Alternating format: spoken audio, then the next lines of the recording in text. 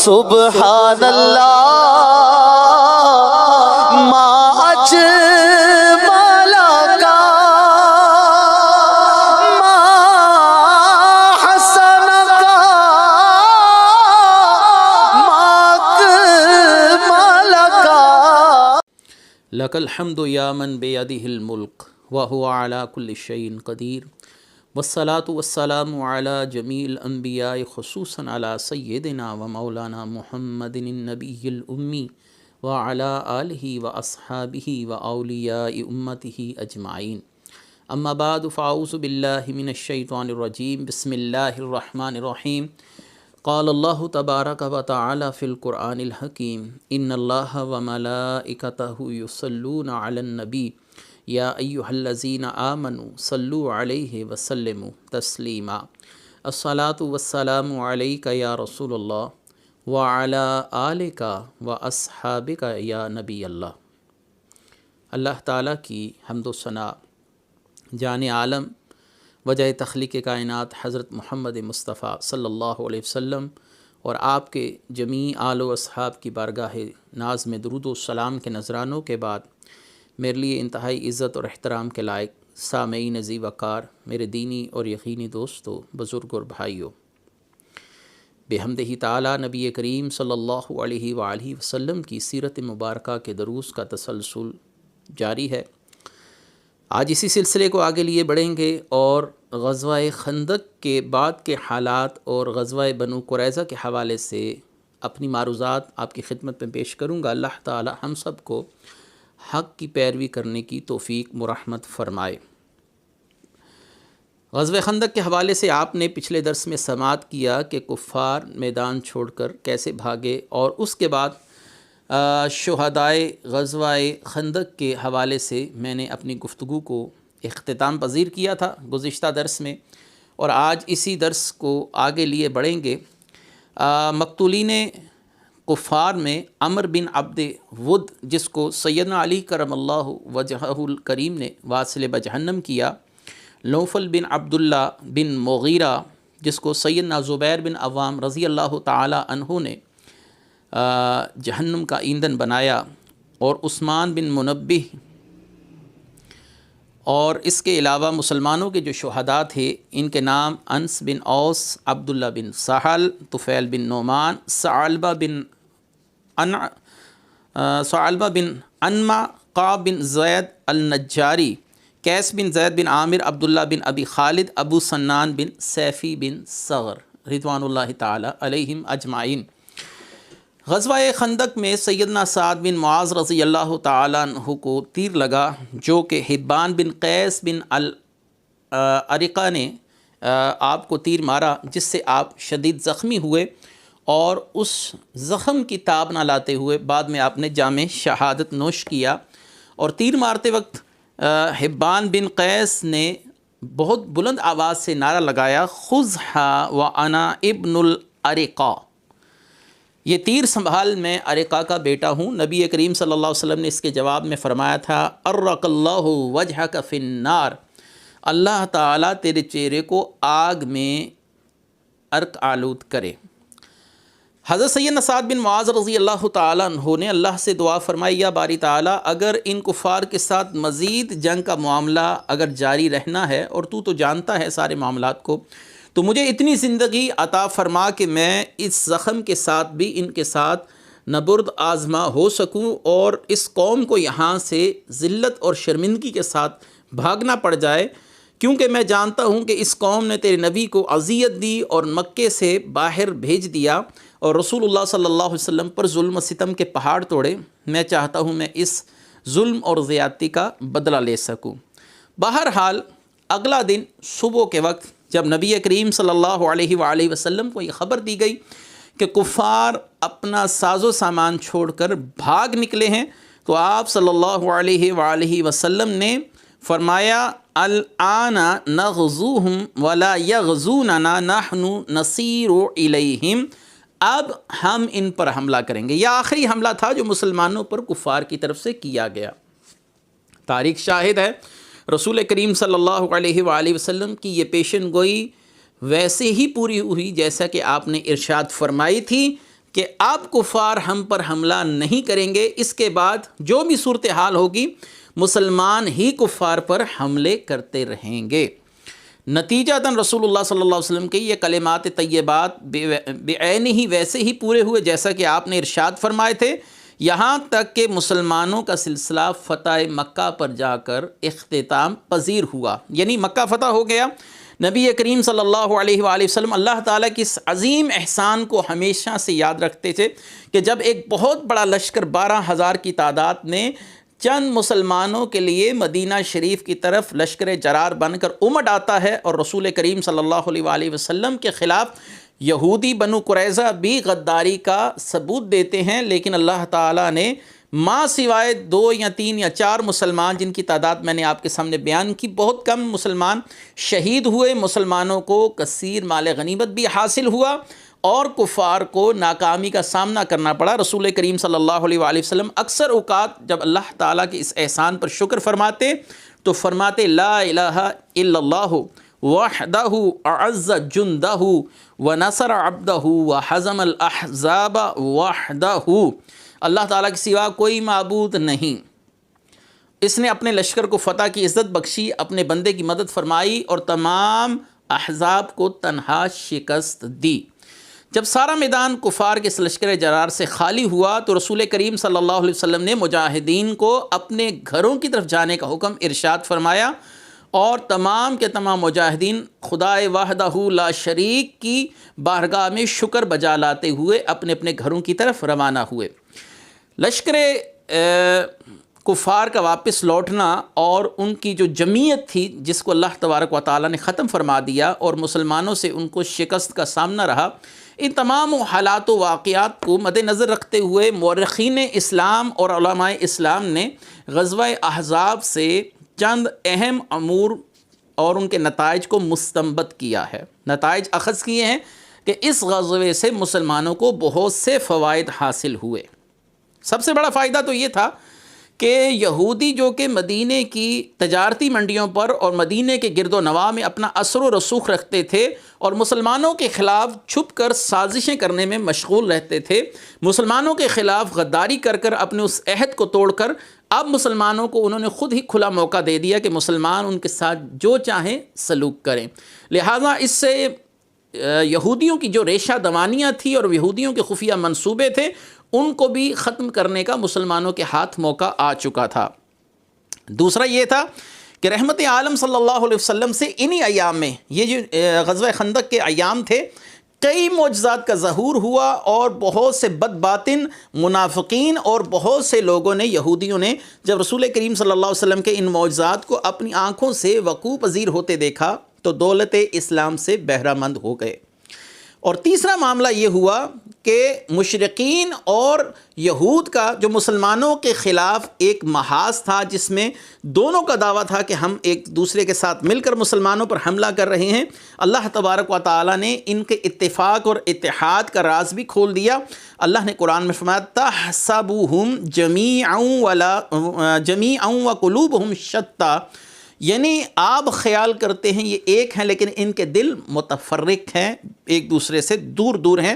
مسلمانوں کے خلاف اگرچہ یہ اپنا اتحاد کر لیں لیکن اپنے مفادات کو دوسرے کے مفاد پر ترجیح ہی دیتے ہیں، لہٰذا مسلمانوں کے خلاف ان کا اکٹھا ہونا، اتفاق کے ہزار دعوے کرنا بھی ان کو کسی صورت میں ممد و معاون نہیں ہوگا۔ اللہ تعالیٰ نے ان کے دلوں کو ایک دوسرے سے متنفر کر رکھا ہے۔ رسول کریم صلی اللہ علیہ وآلہ وسلم نے اسی موقع پر یہ خوشخبری سنائی، لا تغزوہم قریش بعد عامکم ھذا ولکنکم تغزونہم، اس سال کے بعد قریش تم پر حملہ کرنے کی قطعاً جرأت نہیں کریں گے، بلکہ اب جب بھی حملہ ہوگا مسلمان ہی ان پر حملہ کریں گے۔ بہرحال جو سب سے بڑا فائدہ تھا، جیسا کہ میں نے پہلے عرض کیا، کفار تو یہاں سے خاسر و ناکام ہو کر لوٹ چکے تھے، لیکن اب بنو قریظہ کا معاملہ مسلمانوں کے سامنے کھل کر آ چکا تھا، جنہوں نے رسول کریم صلی اللہ علیہ وآلہ وسلم سے اپنا معاہدہ ختم کیا۔ بنو قریظہ کے معاملے کو لے کر جو رسول کریم صلی اللہ علیہ وسلم کی طرف سے فیصلہ صادر کیا گیا، اس پر مستشرقین کو بہت سے اعتراضات ہیں، بالخصوص یہود و نصارہ کی طرف سے اس صورتحال کو کافی تنقیدی نقطہ نظر کے ساتھ دیکھا جاتا ہے کیونکہ کہا جاتا ہے کہ اسلام نے ان کے لیے بڑا ہی سخت فیصلہ لیا، اور بنو قریظہ کے ساتھ جو معاملہ ہوا وہ انتہائی ظلم پر مبنی ہے۔ یہ اعتراض ہے مستشرقین کا، اس پر میں مختصر سی گفتگو کر آگے چلتا ہوں۔ غزوہ بنو قریظہ کے حالات و واقعات کیا ہوئے؟ جب رسول کریم صلی اللہ علیہ وآلہ وسلم واپس لوٹتے ہیں اور غزوہ خندق سے مسلمانوں کو فتح نصیب ہوتی ہے، اور جب اپنے گھروں کی طرف لوٹتے ہیں تو آپ صلی اللہ علیہ وآلہ وسلم اپنے گھر میں تشریف لاتے ساتھ ہی اپنا سر مبارک دھونے کی تیاری ہی فرما رہے تھے کہ جبریل علیہ السلام فوراً تشریف لائے اور کہا یا رسول اللہ ہم نے ابھی تک ہتھیار نہیں اتارے، یعنی ہم فرشتوں نے جو آپ کی معاونت کے لیے اللہ تعالیٰ نے ہمیں منتخب کر مختص کر رکھا تھا، ہمیں اللہ تعالیٰ نے مقرر کر رکھا تھا، تو ابھی تک تو ہم نے ہتھیار اتارے نہیں، اور آپ نے ہتھیار بھی اتار دیے۔ میں ملائکہ کے گروہ کے ساتھ کفار کے تعاقب میں تھا اور انہیں مقام روحہ تک بھگا کر واپس آیا ہوں۔ اللہ تعالیٰ کا حکم ہے کہ جب تک بنو قریظہ کے معاملے کا فیصلہ نہ ہو جائے، جب تک بنو قریظہ کا خاتمہ نہ کر لیا جائے، اس وقت تک ہتھیار نہیں اتارے جا سکتے۔ 1 مہینے کی ساری صورتحال ہے غزوہ خندق کی، اور رسول کریم صلی اللہ علیہ وآلہ وسلم ابھی ہی اپنے گھر میں تشریف لاتے ہیں، اور ابھی تشریف لا کر آپ نے آرام بھی نہیں فرمایا، تو اللہ تعالیٰ کی طرف سے حضرت جبریل علیہ السلام آپ کو بارگاہ الہی سے ایک نیا حکم سناتے ہیں۔ اللہ تعالیٰ یہ فرما رہے ہیں کہ آپ ابھی تک ہتھیار نہ اتاریں، اور اپنے غلاموں کو اس بات کی بھی ترغیب دیجئے کہ مسلمان بنو قریظہ قبیلے کا جب تک فیصلہ نہ کر لیں اس وقت تک اپنے ہتھیار نہ اتارے۔ بنو قریظہ نے رسول کریم صلی اللہ علیہ وآلہ وسلم اور آپ کے دیگر احباب کے ساتھ چونکہ غداری کا معاملہ کیا تھا، تو لہٰذا فیصلہ کرنا بھی اشد ضروری تھا۔ رسول کریم صلی اللہ علیہ وآلہ وسلم کی طرف سے اعلان کر دیا گیا، منادی نے کہا یا خیل اللہ ارکبی، اے اللہ کے شہ سوارو اپنے گھوڑے پر سوار ہو جاؤ۔ گویا یہ اشارہ تھا اور اعلان تھا کہ ابھی مسلمان گھروں میں آرام سے نہ بیٹھیں اور اپنے ہتھیار اور اپنے ساز و سامان کے ساتھ فوراً ہی لوٹ آئیں۔ یہ اعلان سنتے ہی مسلمان اور قربان جائیں صحابہ کی عظمتوں پر، صحابہ کی طرف سے کوئی چیں بچیں اور کوئی حجت بازی نہیں تھی، صرف رسول اللہ صلی اللہ علیہ وسلم کے منادی کا اعلان سننا تھا۔ تمام کے تمام صحابہ کرام اسی حالت میں اپنے گھروں سے باہر نکلے۔ حضور صلی اللہ علیہ وسلم خود گھوڑے پر سوار تھے جس کا نام لحیف بتایا جاتا ہے مورخین سے۔ 100 صحابہ کے ایک دستے نے گھوڑوں پر سوار ہو کر حضور صلی اللہ علیہ وسلم کے ارد گرد حلقہ بنا لیا۔ جن کے پاس سواری کا انتظام نہ تھا وہ با پیادہ یعنی پیدل ہی چل پڑے۔ اس روز لشکر اسلام کا جو عظمت والا جھنڈا تھا وہ آقا مولا سیدنا علی کرم اللہ وجہہ الکریم کو سپرد کر دیا گیا۔ یہ لشکر جلد ہی بنو قریظہ کے قریب پہنچ چکا تھا، جہاں پر یہودیوں کا قبیلہ بنو قریظہ ایک قلعے کے اندر محصور تھا۔ مسلمانوں کو آتے دیکھ کر وہ حالات و واقعات کو جلد سمجھ گئے، کیونکہ حی ابن اخطب کے کہنے پر قعب بن اسد القرظی نے رسول کریم صلی اللہ علیہ وسلم کے خلاف علم بغاوت بلند کیا تھا۔ حی بن اخطب جو ہے وہ تو خود بھاگ نکلا، فرار ہو گیا، لیکن دوسرے یہودی جنہوں نے اس کی تجویز پر عمل کیا رسول کریم صلی اللہ علیہ وسلم کے ساتھ معاہدہ توڑا اور مسلمانوں پر حملہ کرنے کے لیے تگ و دو کرتے رہے، لیکن مسلمانوں کی حکمت عملی کے باعث وہ مسلمانوں پر حملہ نہیں کر سکے۔ یہ نہیں ہے کہ وہ انہوں نے حملہ نہیں کیا تو ان کا ارادہ کوئی خیر والا تھا، ان کا ارادہ تو قطعاً خیر والا نہیں تھا، لیکن مسلمانوں پر حملہ کرنے کا ان کو قطعاً کوئی موقع نہ مل سکا، کیونکہ رسول کریم صلی اللہ علیہ وسلم کے صحابہ بار بار مدینہ کے گلی کوچوں میں نعرہ تکبیر لگاتے ہوئے گزرتے، جس کی وجہ سے یہودیوں کے ارادے اور ناپاک عزائم خاک میں مل چکے تھے۔ بہرحال اب فیصلہ کن صورتحال آ رہی ہے۔ رسول کریم صلی اللہ علیہ وآلہ وسلم نے بنو قریظہ قبیلے کے ارد گرد محاصرہ فرما لیا، اور یہاں تک کہ اسید بن حضیر رضی اللہ تعالیٰ عنہ فرماتے ہیں کہ یہودیوں نے قلعے کی دیواروں پر چڑھ کر ہم پر پتھروں کی بجاڑ کر دی اور ہم پر گالی گلوچ والا معاملہ بھی شروع کر دیا گیا۔ اسید بن حضیر رضی اللہ تعالیٰ عنہ نے بڑی جرأت مندی کے ساتھ کیا فرمایا، یا اعداء اللہ لنبرہ عن حصونکم حتی تموتوا جوعا، اے اللہ کے دشمنوں ہم تمہارے قلعے کا ایسا محاصرہ کریں گے یہاں تک کہ تمہیں بھوک کے لالے پڑ جائیں گے، تمہارے کھانے پینے کا سامان بند کر دیا جائے گا اور تمہاری اب خیر نہیں ہے۔ اسید بن حضیر رضی اللہ تعالی عنہ کو ان یہودیوں نے اپنی دیرینہ دوستی کے واسطے دیے کہ آپ کے ساتھ ہمارے دوستانہ تعلقات ہیں، آپ ہمارے ساتھ ایسا معاملہ نہ کیجئے کہ جس کی وجہ سے ہمیں تنگی کا سامنا کرنا پڑے۔ اسید بن حضیر اور دیگر صحابہ پر قربان جائیے جنہوں نے کہا کہ ہمارے اور تمہارے تمام تعلقات منقطع ہو چکے ہیں، کیونکہ رسول کریم صلی اللہ علیہ وسلم سے تم نے معاہدہ توڑا۔ جب رسول کریم کے ساتھ تمہارا وفا والا معاملہ نہیں ہے تو پھر ہم تمہارے ساتھ کسی قسم کی بھی دوستی رکھنے کے قائل نہیں اور نہ ہی دوستی رکھنا چاہیں گے۔ یہود کی طرف سے پتھر اور تیر برسانے کا سلسلہ شروع ہوا۔ یہ آخری کوشش تھی ان کی طرف سے۔ ظاہری سی بات ہے، ڈوبتا ہوا انسان ہاتھ پاؤں تو مارتا ہے، تو اس صورتحال کے مد نظر مسلمانوں کی طرف سے بھی مؤثر جواب دیا جاتا رہا، تیر اندازی ہوتی رہی۔ یہود نے نباش بن قیس یہودی کو اپنا نمائندہ بنا کر رسول کریم صلی اللہ علیہ وسلم کی طرف بھیجا۔ نباش بن قیس یہودیوں کا نمائندہ بن کے رسول کریم صلی اللہ علیہ وسلم کی بارگاہ میں آ کر کیا گزارش کرتا ہے؟ وہ کہتا ہے، یا رسول اللہ، آپ بنو نذیر کو یہاں سے آپ نے باہر نکال دیا، انہوں نے غداری کی تو آپ نے ان کو جلا وطن کر دیا، ہمارے ساتھ بھی یہی معاملہ کر دیجئے، ہم اپنے ساز و سامان چھوڑ کر یہاں سے نکل جانے کے لیے تیار ہیں، ہمیں اپنی عورتوں، بچوں اور جانوروں کو ساتھ مدینہ چھوڑنے کی اجازت دی جائے، باقی ہمارے گھر بار یہیں پر ہیں، آپ ہر چیز سنبھال سکتے ہیں۔ رسول کریم صلی اللہ علیہ وسلم نے اس تجویز کو ماننے سے انکار کر دیا۔ اس کے بعد نباش بن قیس کی دوسری جو تجویز تھی وہ کیا تھی کہ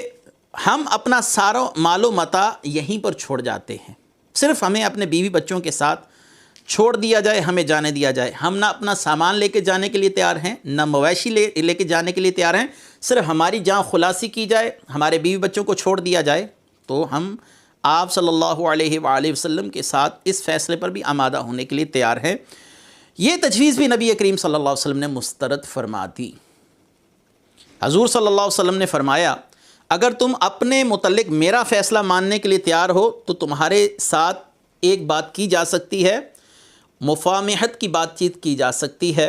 وہ اپنے احباب کے ساتھ مشورہ کرنے کے لیے واپس لوٹ گیا اور سارا ماجرا بتایا۔ ان کے سردار کعب بن ابن اسد نے کہا، اے میری قوم، 3 تجاویز ہیں، ان میں سے کوئی ایک پسند کر لو۔ انہوں نے پوچھا کہ بتائیے، کہ وہ کعب بن اسد سے پوچھا کہ وہ کیا 3 تجاویز ہیں؟ اس نے کہا، سب سے بہتر تو یہ ہے کہ میرا خیال ہے کہ مسلمان ہو جائیں، اور اس طرح ہم ہدایت کے راستے پر بھی آ جائیں گے اور ہمارا مال و متاع، گھر بار سب کچھ محفوظ رہے گا۔ اور یہ بات تو تم بخوبی جانتے ہو کہ رسول اللہ صلی اللہ علیہ وسلم اللہ کے وہی نبی ہیں جن کا انتظار ہمارے آباء و اجداد کرتے ہوئے اس دنیا سے چلے گئے۔ تو اب ان کو پہچاننے کے بعد بھی ان کی تجویز پر عمل نہ کرنا یا ان کی دعوت پر لبیک نہ کہنا، یہ شومی قسمت ہے، بدقسمتی ہے۔ ہمیں چاہیے کہ رسول کریم کے ہاتھ پر اسلام قبول کر لیں، ایمان لے آئیں ان پر، تو اس طرح ہم اپنے مال و متاع کی حفاظت کر سکیں گے۔ یہ سن کر یہودیوں نے بیک زبان کہا، یہ تو بات ناممکن ہے کہ ہم رسول اللہ صلی اللہ علیہ وسلم کو نبی مان لیں، ان کی اطاعت کریں، یہ بات تو ناممکن سی ہے۔ اس کے بعد اس نے کہا دوسری تجویز کیا ہے؟ اس نے کہا دوسری تجویز یہ ہے کہ عورتوں اور بچوں کو اپنی تلواروں سے خود ہی کاٹ دیں اور محمد صلی اللہ علیہ وسلم پر ٹوٹ پڑیں، کیونکہ ہمارے مرنے کے بعد ہمارے بیوی بچوں کے ساتھ مسلمان کیا سلوک کریں گے، اس سے بہتر تو یہی ہے کہ ہم اپنے بیوی بچوں کو اپنے ہاتھوں مار دیں اور مسلمانوں پر ٹوٹ پڑیں، پھر جو ہوگا دیکھا جائے گا۔ اس تجویز کو بھی ماننے کے لیے کوئی یہودی بھی تیار نہ ہوا۔ تیسری تجویز یہ تھی کعب بن اسد کی کہ آج ہفتے کا دن ہے۔ ہفتے کا دن یہودیوں کے ہاں انتہائی مقرب دن سمجھا جاتا ہے۔ واقع سبت بھی اسی دن کے ساتھ متعلق ہے یہودیوں کا۔ آپ کو یاد ہوگا کہ میں نے پہلے بھی بیان کیا کہ اس دن یہودیوں پر مچھلی کا شکار کرنے کی پابندی تھی، کیونکہ یہودیوں کے ہاں یہ اسی طرح مقرب دن اور عزت والا دن سمجھا جاتا تھا، جیسا کہ مسلمانوں کے ہاں جمعۃ المبارک کا دن سمجھا جاتا ہے۔ کعب بن اسد نے کہا، یہودی ہفتے کے دن کو مقرب سمجھتے ہیں اور اس بات کا شعور اور ادراک تو مسلمانوں کو بھی ہے، لہذا مسلمان آج ہم سے جنگ کرنے کے لیے ذہنی طور پر تیار نہیں ہوں گے، کیونکہ وہ جانتے ہوں گے یا ان کے دل و دماغ میں ایک بات جو راسخ ہوگی وہ یہی ہوگی کہ آج ہفتے کا دن ہے، یہودی ہم پر حملہ نہیں کر سکتے۔ تو میں سمجھتا ہوں اگر ہمیں مسلمانوں کو شکست دینی ہے تو آج کے دن کا تقدس پس پشت ڈال کر، یعنی آج کے دن ہی ہم مسلمانوں پر حملہ کر دیں، اس پر تمام یہودی کہنے لگے کہ ہمارے بڑوں نے بھی اس دن کی بے حرمتی کی اور اس کا نتیجہ انہوں نے بھگت لیا، آج کے دن ہم ان پر حملہ کرنے کا سوچ بھی نہیں سکتے۔ یعنی تینوں تجاویز پر عمل نہیں کیا گیا۔ 25 دن تک رسول کریم صلی اللہ علیہ وآلہ وسلم کی طرف سے اس قلعے کا محاصرہ جاری رہا۔ آخر کار جب یہودی عاجز آ گئے اور رسول کریم صلی اللہ علیہ وسلم کا مقابلہ کرنے سے خود کو عاجز سمجھنے لگے، تو اب انہیں رسول کریم صلی اللہ علیہ وسلم کا فیصلہ قبول کرنے کے لیے آمادہ ہونا پڑا۔ چنانچہ ان کے جوانوں کو الگ کر کے ان کو رسیوں میں جکڑ دیا گیا، بچوں اور عورتوں کو الگ الگ ایک محفوظ مقام پر پہنچا دیا گیا۔ مسلمان جب ان کے قلعے میں داخل ہوئے تو انہوں نے اسلحے کا ایک کثیر انبار دیکھا جو مسلمانوں کے خلاف انہوں نے اکٹھا کر رکھا تھا، اور اس اسلحے کی جو تفصیلات ہیں وہ یہ ہیں کہ 1500 کے قریب تلواریں موجود تھیں، 2000 نیزے اور 500 کے قریب ڈھالیں، اور اس کے علاوہ دیگر اسلحہ بھی شامل تھا۔ شراب کے کئی مٹکے شراب سے بھرے گئے تھے جن کو مسلمانوں نے انڈیل دیا اور ضائع کر دیا گیا۔ سارے ساز و سامان پر کثیر و تعداد مویشی اور اونٹ مسلمانوں کے ہاتھ لگے۔ رسول کریم صلی اللہ علیہ وسلم کے پاس بنو اوس قبیلے کا ایک وفد حاضر ہوا، عرض کرنے لگے یا رسول اللہ، یہودی قبیلہ بنو نذیر کے دوستانہ تعلقات بنی خزرج کے ساتھ تھے اور ان کی سفارش پر حضور صلی اللہ علیہ وسلم نے بنو نذیر کی جاں بخشی فرما دی تھی۔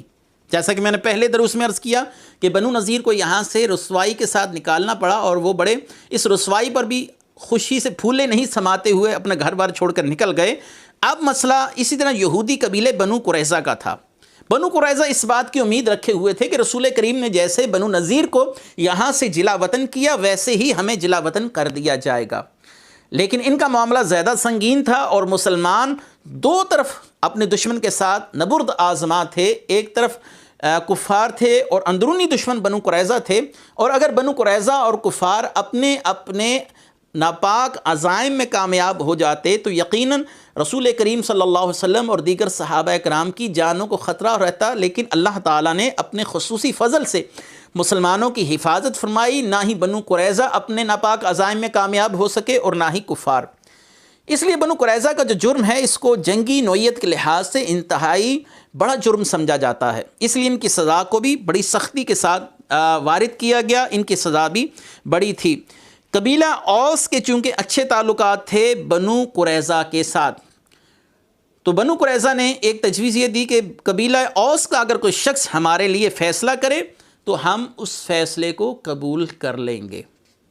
رسول کریم صلی اللہ علیہ وآلہ وسلم نے فرمایا ٹھیک ہے، بنو اوس کے کسی شخص کا نام تجویز کرو جو تمہارے لیے فیصلہ کرے اور تم اس کو قبول کرو گے۔ چونکہ بنو قریظہ کے اچھے تعلقات تھے قبیلہ بنو اوس کے ساتھ، تو لہٰذا ان کو اس بات کی مکمل امید تھی کہ ہمارے ساتھ کوئی اچھا معاملہ کیا جائے گا، لہٰذا انہوں نے سیدنا سعد رضی اللہ تعالی عنہ جو کہ اپنی زخمی حالت کے بعد ایک خیمے کے اندر تشریف فرما تھے، اور رسول کریم صلی اللہ علیہ وآلہ وسلم نے حضرت سیدنا سعد رضی اللہ تعالیٰ عنہ کو خیمے میں الگ سے ٹھہرا رکھا تھا، جہاں پر آپ کی طبی صورتحال کو مد نظر رکھتے ہوئے صحابہ آپ کی صورتحال کو دیکھتے رہتے اور رسول کریم صلی اللہ علیہ وسلم کو مطلع فرماتے رہتے۔ تو یہودیوں نے سیدنا سعد رضی اللہ تعالیٰ عنہ کا نام خود ہی تجویز کیا کہ وہ جو فیصلہ کریں گے وہ ہمیں قبول ہوگا، اور یہودیوں کے دل میں یہ بات تھی کہ ہمارے لیے کوئی نرمی والا فیصلہ کیا جائے گا۔ یہ وہ موقع تھا جب سیدنا سعد رضی اللہ تعالی عنہ کو صحابہ کرام اٹھا کر اور ایک سواری پر سوار کروا کر لائے۔ رسول کریم صلی اللہ علیہ وسلم نے ان کی آمد پر فرمایا قوموا لسیدکم، اپنے سید کے لیے کھڑے ہو جاؤ۔ تمام کے تمام صحابہ کرام کھڑے ہو گئے، سیدنا سعد کو اتارا گیا اور فرمایا احکم فیہم یا سعد، اے سعد ان کے درمیان فیصلہ کیجئے، کیونکہ بنو قریظہ کا خیال ہے کہ آپ ان کے لیے بہتر فیصلہ فرمائیں گے۔ سیدنا سعد نے کہا یا رسول اللہ، آپ کی موجودگی میں جو حکم آپ کا ہے، جو اللہ کا حکم ہے، میں اسی حکم پر راضی ہوں، اور اگر آپ کا حکم ہے کہ میں فیصلہ کروں تو پھر میں فیصلہ کر دیتا ہوں۔ اور آپ بھی حیران اور پریشان ہوں گے سیدنا سعد نے کیا حکم فرمایا۔ سعد رضی اللہ تعالی عنہ نے فرمایا کہ میں یہ سمجھتا ہوں کہ تمام یہودی مردوں کو قتل کر دیا جائے اور ان کی عورتوں اور بچوں کو غلام بنا لیا جائے، اور ان کے مال اور جائیدادیں مہاجرین میں تقسیم کر دی جائیں۔ یعنی ان کے کسی مرد کو زندہ نہ چھوڑا جائے، اور ان کے عورتوں اور بچوں کو غلام کیا جائے، اور ان کے گھروں کو جو مہاجرین ہیں ان کے اندر تقسیم کر دیا جائے۔ رسول کریم صلی اللہ علیہ وسلم نے جب یہ فیصلہ سنا تو آپ نے فرمایا لَقَدْ حَكَمْتَ فِيهِمْ بِحُكْمِ اللَّهِ مِنْ فَوْقِ السَّبْعَةِ أَرْقِعَةٍ، اے سعد تم نے وہی فیصلہ کیا ہے جو اللہ نے 7 آسمانوں کے اوپر فیصلہ فرمایا ہے۔ تمہارا فیصلہ وہی ہے جو اللہ تعالیٰ کا فیصلہ ہے، اور یہودیوں کو یہ فیصلہ قبول کیے بغیر اب کوئی چارہ نہ تھا۔ یہ کتنے یہودیوں کا قتل کیا گیا، یہودیوں کو واصل بجہنم کیا گیا، ان کی تعداد تو گویا 700 کے قریب بتائی جاتی ہے۔ یہاں پر سیدنا ابو لبابہ کا ایک بڑا ہی عشق افروز واقعہ بھی ہے، اور رسول کریم صلی اللہ علیہ وسلم سے محبت اور اطاعت کا جذبہ آپ کو صحابہ کرام میں جو نظر آئے گا، اس کی مثال اقوام عالم میں کسی قوم میں نظر نہیں آتی۔ بہرحال سیدنا سعد رضی اللہ تعالیٰ عنہ کا فیصلہ جب سنا دیا گیا، اب یہودیوں کو اس کے علاوہ کوئی چارہ نہ تھا کہ یہودیوں کو اس کے علاوہ کوئی اور فیصلہ ماننے کے لیے اب وہ کسی کو مجبور نہیں کر سکتے تھے، کیونکہ ان اپنی مرضی سے سیدنا سعد نے یہ فیصلہ دیا تھا، اور رسول کریم صلی اللہ علیہ وسلم نے اس کی تائید اور تصدیق فرما دی تھی۔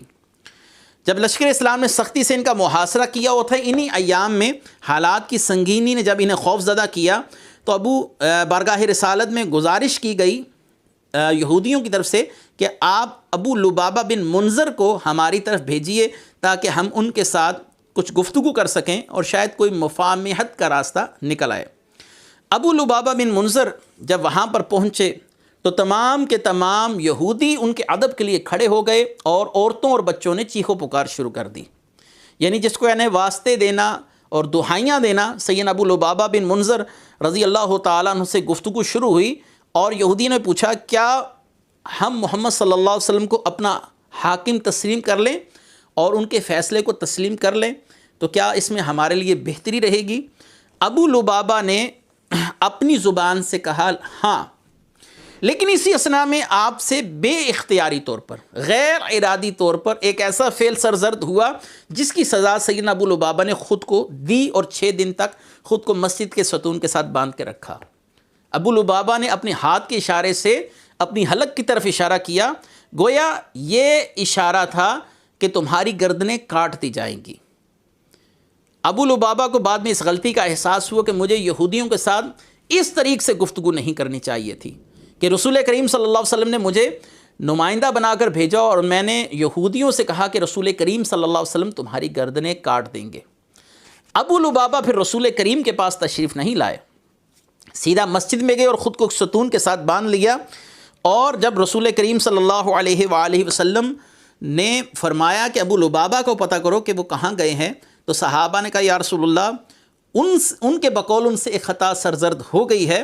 اور وہ اس کی معافی اللہ سے چاہتے ہیں، اور خود کو انہوں نے مسجد کے ایک ستون کے ساتھ باندھ دیا ہے۔ رسول کریم رحمت عالم صلی اللہ علیہ وآلہ وسلم نے ارشاد فرمایا اگر ابو لبابہ میرے پاس آتے تو میں ان کے لیے مغفرت طلب کرتا۔ اب جب انہوں نے یہ معاملہ خود سے اختیار کیا ہے اور معاملہ اللہ کی بارگاہ میں سپرد کر دیا ہے، تو اب انہیں چاہیے کہ اللہ تعالیٰ کے فیصلے کا انتظار کریں۔ 6 دن اور 6 راتیں اسی ستون کے ساتھ ابو لبابہ نے خود کو باندھے رکھا۔ نماز کا وقت ہوتا ان کی اہلیہ جاتی، ان کو کھولتی، وضو وغیرہ کر کے نماز ادا کرتے اور خود کو اسی ستون کے ساتھ باندھ دیتے۔ ایک رات سرور دو عالم صلی اللہ علیہ وسلم ام سلمہ رضی اللہ تعالی عنہا کے حجرہ مبارک میں تشریف فرما تھے، تو آپ صلی اللہ علیہ وسلم ہنس رہے تھے، اور آپ کو سیدہ ام سلمہ نے پوچھا یا رسول اللہ آپ کے چہرے پر مسکراہٹ کیسی ہے؟ آپ نے فرمایا کہ اللہ تعالیٰ نے ابو لبابہ کو معاف کر دیا ہے۔ سیدنا ابو لبابہ کو دل میں جو اس لغزش کے بعد احساس ندامت پیدا ہوا وہ اس قدر شدید تھا کہ بارگاہ رسالت میں بھی حاضر ہونے کی جرت نہ کر سکے۔ بہرحال اللہ نے ان پر کرم فرمایا۔ اس کے بعد یہودیوں کے قتل والا معاملہ ہے، اس پر میں انشاءاللہ العزیز انجیل کے حوالے سے بھی گفتگو کروں گا، وہ انشاءاللہ اگلے درس میں ہم آپ کے ساتھ پوری تفصیلی گفتگو لے کر پیش ہوں گے۔ وآخر دعوانا ان الحمدللہ رب العالمین۔ سبحان اللہ ما